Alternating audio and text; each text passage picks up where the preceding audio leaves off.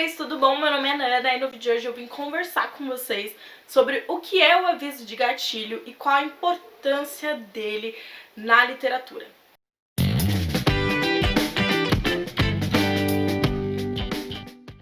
Bom, se você me segue aqui há algum tempo e acompanha algumas resenhas, etc., já deve ter visto eu fazendo uma pausa meio estratégica e dizendo quais são os gatilhos presentes naquele livro.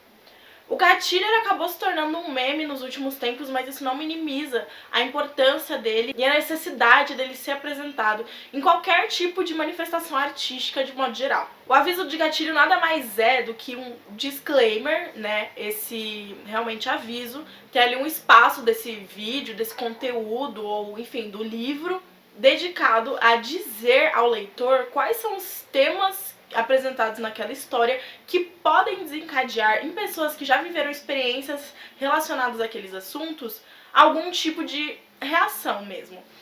Como, por exemplo, crises de ansiedade, ataques de pânico, crises de choro, crises de depressão e coisas do gênero. Eu não sou a melhor pessoa para explicar por que isso acontece, né?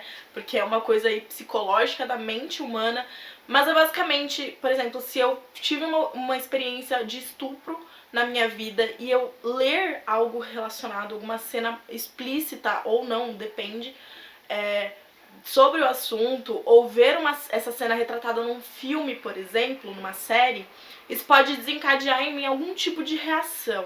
E é justamente pensando nisso que o aviso de gatilho existe, para evitar que esse tipo de reação aconteça nas pessoas que estão tentando aproveitar um conteúdo ali.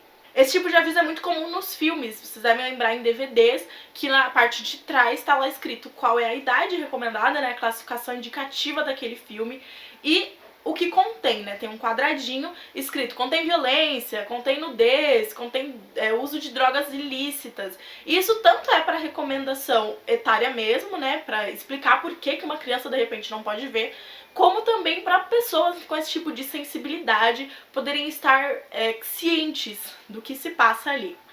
Acontece que na literatura, nos livros, falando do livro impresso mesmo, da capa e afins, isso não é muito presente. Na minha opinião, deveria? Deveria, mas não é essa discussão que eu quero abrir aqui, mas fica esse ponto de que pra mim isso também deveria ser responsabilidade de uma editora que se propõe a publicar um livro com algum tipo de tópico sensível envolvido. Tanto a editora quanto também o autor colocar ali na primeira página do livro: este livro contém conteúdo sensível, este livro contém isso, isso, isso.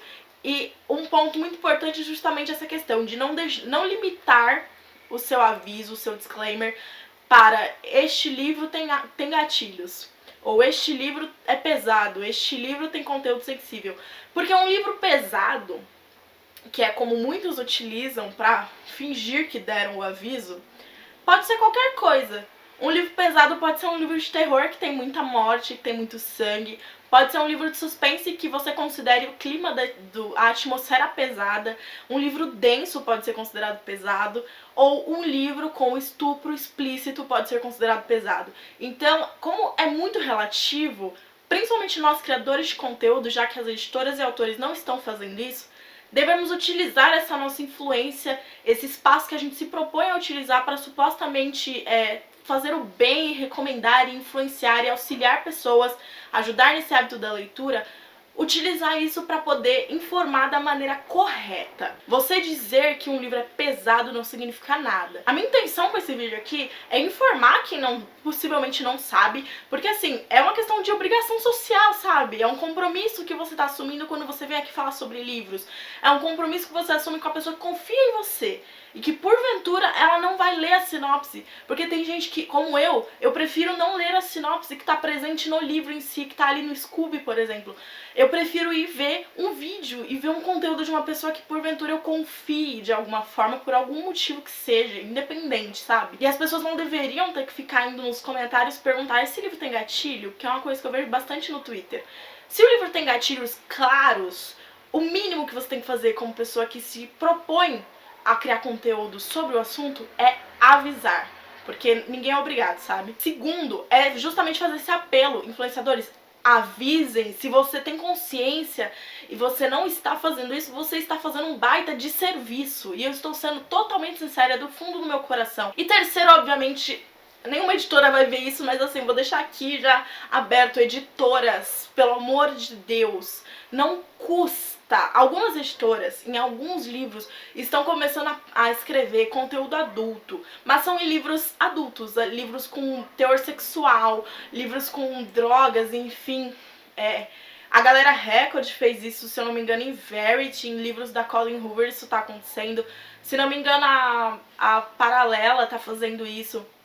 Enfim, mas é uma quantidade muito pequena, uma minoria que está fazendo isso. E também não é em todos os tipos de livros, né? É uma questão de empatia mesmo. Além de responsabilidade, é empatia com a pessoa que pode estar indo fazer essa leitura pela sua indicação, tá? Ninguém tem obrigação de sair pesquisando em 30 lugares para poder descobrir o conteúdo de algum livro. Você tem que trabalhar com essa ideia de que a pessoa só vai ver o seu vídeo. É o único conteúdo que ela vai ter antes de entrar em contato com essa leitura. E aí a responsabilidade se torna sua também. Bom, gente, esse foi o vídeo de hoje. Se você gostou, eu vou pedir, por favor, para você compartilhar com o máximo de pessoas possível, principalmente pessoas que criam conteúdo ou que de repente trabalham com o mercado literário de alguma forma, porque é muito importante que as pessoas tenham essa conscientização da importância desse tipo de aviso. Então a gente se vê no próximo vídeo. Um beijo, tchau, tchau!